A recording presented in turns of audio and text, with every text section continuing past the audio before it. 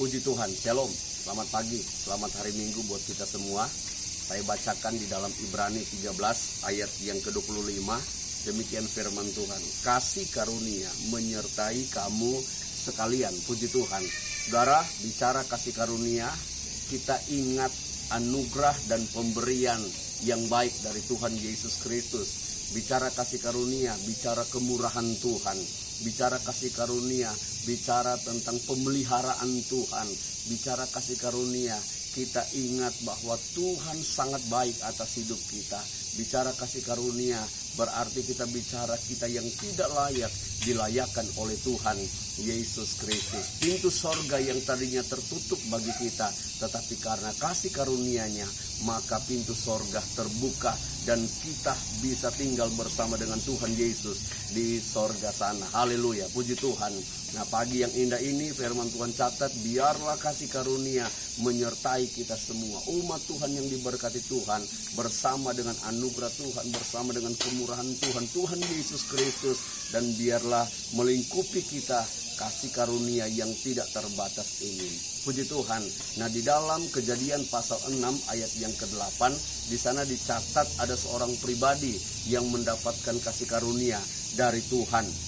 Namanya Nuh. Firman Tuhan catat, Nuh mendapat kasih karunia dari Tuhan pada waktu itu.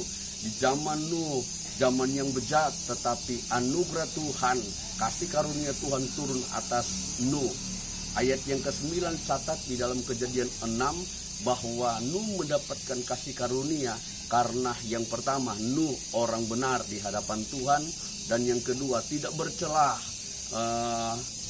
hidupnya, dan yang ketiga, Nuh bergaul karib dengan Tuhan Yesus Kristus. Nah, ternyata untuk mendapatkan kasih karunia yang di dalamnya ada kemurahan Tuhan, pembelaan Tuhan, penyertaan Tuhan, pemberkatan Tuhan, dan semua anugerah yang baik dari sorga yang akan Tuhan berikan kepada kita, kuncinya untuk supaya kita harus benar di hadapan Tuhan.